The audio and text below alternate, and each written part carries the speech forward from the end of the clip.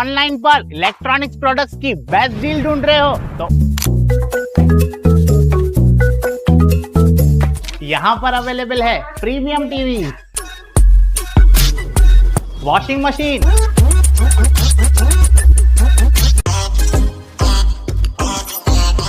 Fridge में भी बहुत सारे ऑप्शंस मिल जाएंगे, double door and single door में भी। एसी, एयर कूलर, टीजी कूलर, डीप फ्रीजर, आटा चक्की, laptop, water purifier, home theatre, inverter, batteries. Best offers के लिए विजिट कीजिए महालक्ष्मी सेल्स, शिवाजी चौक, उल्लासनगर 3।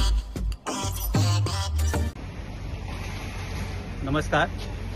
मागील 3 वर्षांपूर्वी म्हणजे 23 मे 2023 रोजी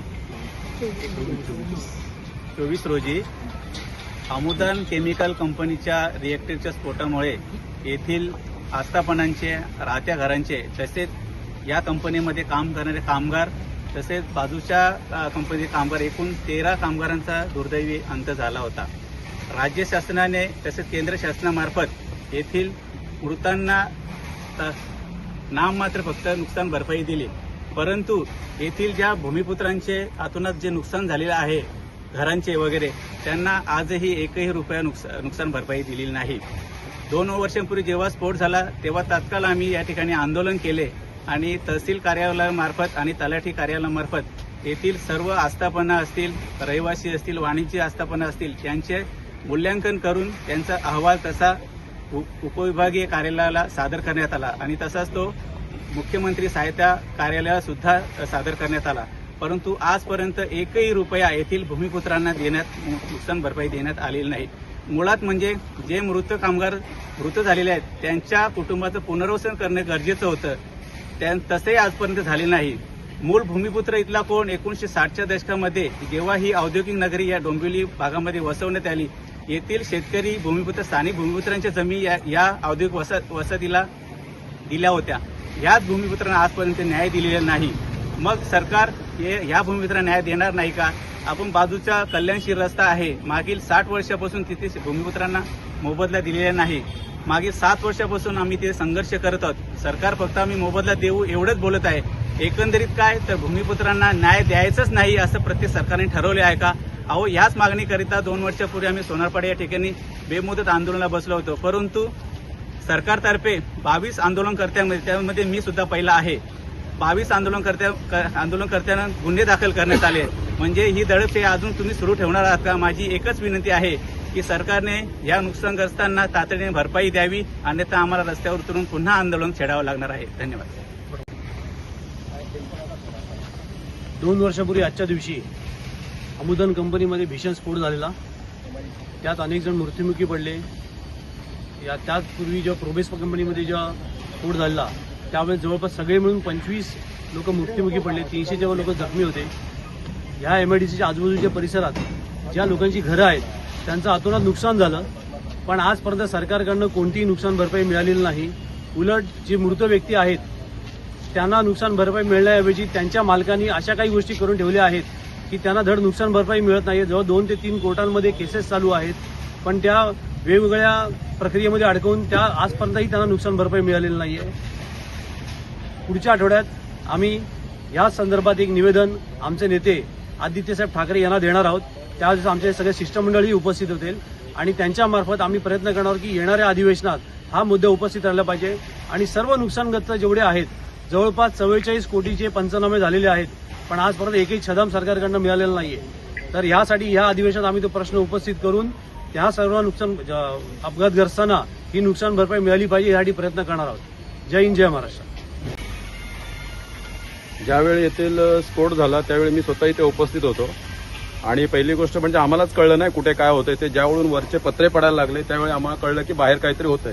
त्याच्यानंतर आम्ही बाहेर येऊन बघितलं तर अक्षरशः आम्हाला रस्ता पेटलेला दिसत होता। रस्ता पेटलेला दिसतोय तर आम्ही अवाक झालो की कशामुळे हे झालंय, पण बाजूलाच मला वाटतं काहीतरी थिनरचं त्यांचं सगळं भरलेलं होतं थिनर, तेही कोणाला माहित नव्हतं, म्हणजे अधिकृत आहे अनधिकृत आहे हेही कोणाला माहित नव्हतं। ते थिनर पुरं रस्त्यावर झालं होतं, रस्ता पुरा पेट घेत होता आणि इथून सुद्धा काही अवशेष असे उडाले होते की आम्ही नंतर बाहेर आलो तर काही हात दिसत होते, काही पाय दिसत होते, म्हणजे पूर्ण व्यक्ती सुद्धा आपल्याला इथे दिसत नव्हता। त्यामुळे आपण जो 13चा आकडा सांगताय तो 13चाच होता, काही अजून काही होते हे आपल्याला कळायला मार्ग नाहीये। कारण आपल्या बाजूला मला वाटतं छोटंसं एक आता ते आपले कॉन्ट्रॅक्टर आहेत तिथे पण काहीतरी भिंत पडून त्यांचे पण 1-2-4 लोक गेलेले. आता आमच्यासारखे छोटे उद्योजक आहेत, कारण मी तर 1-2 महिन्यापूर्वीच माझी शेड बनवली होती आणि पुरं नुकसान झालं. तरी मी आमच्याकडे ज्यावेळी पंचनामा करायला आले त्यावेळी मी त्यांना स्पष्ट सांगितलं होतं की आम्ही छोटे उद्योगधंदे कसे तरी आम्ही सावरू, पण खरंच लोकांची स्थानिक लोकांची घरं गेले तर त्यांना काहीतरी प्रथम तुम्ही प्राधान्य द्या. कारण माझ्या समोर मी बघितलंय, आमच्या इथे एक ते पप्पू म्हणून आहेत, त्यांचं घर तर पुरं अक्षरशः खाली आलं होतं. त्यांची मिसेस होती, ते आमच्याकडे रडत आली काय झालं म्हणून. मग अशा लोकांनाही काही मदत केली नाही, पण बाकी लोक म्हणजे कोणालाच काही मदत मिळालेली नाही. तर हा जो फार्स आहे तुमचा सर्वे करण्याचा, हा फार्स करूच नका. कारण माझ्या शॉपचं म्हणजे माझ्या गाड्याचा ज्यावेळी हे लोक सर्वे करायला आले त्यावेळी मी जेवायला गेलो होतो. त्या लोकांनी मला अर्जन्सी बोलावलं की तुम्ही लवकर या, इथे सरकारी लोक आलेले आहेत, सर्वे करायचा आहे. म्हणजे जेवण अर्ध्यावरती सांडून मी इथे आलो. म्हणजे हा फार्स फक्त तुम्ही दाखवण्यासाठी करताय का? आणि तेवढ्यापुरते फक्त 8 दिवस तुम्ही शोक व्यक्त करताय. आमच्या आया बहिणी आहेत, त्यांचं काही लोकांचं कुंकू पुसलं गेलं, त्यांनाही तुम्ही अजून न्याय दिलेला नाहीत. मी ज्या ठिकाणी राहतो महावीर नगरला, माझ्या समोर सुद्धा त्या 38 की मला वाटतं 35 वर्षाच्या होत्या खानविलकर मॅडम, त्यांचंही तिथे म्हणजे त्याही त्या याच्यामध्ये अंत झाला त्यांचा, त्यांनाही काही मिळालेलं नाही. ते अक्षरशः म्हणजे डोंबिवलीला सोडून ते आता बाहेर गेलेत. म्हणजे डोंबिवलीमध्ये राहणं सुद्धा नलावडे साहेबांनी सांगितलं तसं घातक झालेलं आहे. म्हणजे मला वाटतं उद्धव साहेबांचं यापूर्वी जे सरकार होतं त्यावेळी सुद्धा काही अनधिकृत केमिकल्स आहेत त्यांना बाहेर काढायचं सगळं लिस्ट लागली होती, पण त्याच्यानंतर त्याच्यावरती कोणतीच कार्यवाही झालेली नाही. आणि केमिकल जे काही घाण वस्तू किंवा काही केमिकल सोडतात त्याबद्दल आम्ही काय बोलत असतो, पण त्यांचे जे लोक येतात सर्वे करण्यासाठी किंवा जे काय म्हणतो केमिकल ते सगळे चेक करण्यासाठी ते तात्पुरते करतात, त्यांची मांडवली होती ते परत निघून जातात. तदनंतर मला वाटतं 223च्या बाजूला 222ला सुद्धा असाच प्रकार घडला होता. त्यांची सर्व कंपन्या अडचणीमध्ये आहे, केमिकल झोन आहे, पण त्यांनी ती कुठली दक्षता घेतली नाही. फायर ब्रिगेडवाले आले, त्यांच्यात काहीतरी त्यांची ते मांडवली झाली आणि तो विषय तिथे संपला. तरी पण मला असं वाटतंय की उद्योगधंदे जे छोटे मोठे त्यांना सहकार्य करण्यापेक्षा म्हात्रेपाड्यावरची जी काही घरांना जो प्रॉब्लेम झाला होता त्यांना तरी सरकारने सहकार्य करावं हीच माझी माफक अपेक्षा आहे. 2 वर्ष झाले माझ्या मिस्टर जाऊन आता इथे 2 वर्षापूर्वी स्फोट झालेला, तरी पण सरकारने अजून काही दखल घेतली नाही. आम्हाला काही मदत नाही मिळाली. माझ्या मुली वगैरे छोट्या आहेत, आमची परिस्थिती कोणालाच मदत नाही मिळाली. आम्हाला मदत मिळाली.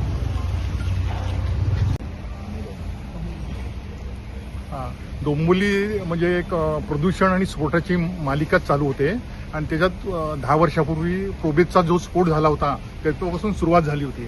ॲक्च्युली प्रोबेस स्फोटानंतर हे थांबायला पाहिजे होतं, कारण त्याच्या चौकशी अहवालामध्ये त्यांनी स्पष्ट डोंबिवलीत काय काय करावं सुरक्षेच्या बाबतीत हे लिहिलेलं, पण तो दाबला गेला अहवाल.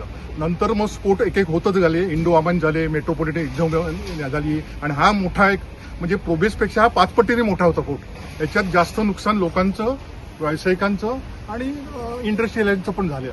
पण सर्वांनी, मुख्यमंत्री, उद्योगमंत्री, सर्व मिनिस्टर, इथले लोकप्रिय यांनी सांगितलेलं की आम्ही तुम्हाला नुकसान भरपाई देऊ, अगदी इथल्या धोकादायक कंपन्या आम्ही बाहेर काढू, पण त्याच्यात काही झालं नाही. हे दुर्दैव आहे आपलं. असे एवढे लोक खोटं बोलून का घेतात? कम से कम इथल्या स्थानिक लोकांच्या, ग्रामस्थांचे जे नुकसान झालंय त्यांना काहीतरी द्यायला पाहिजे होतं, ते पण दिलं नाही आणि त्याचा विषय पण काढत नाहीत. म्हणजे इतकं वाईट वाटतंय की आणि त्यांचे जे कोणी आहेत ते पण बोलत नाहीत. त्यामुळे लवकरात लवकर आपणच आता जनता लवकरात लवकर याच्यावर काहीतरी आंदोलन किंवा करून पाठपुरावा करून या जे नुकसान भरपाई झाली त्यांना मिळवून दिलं पाहिजे, एवढीच आपली इच्छा आहे.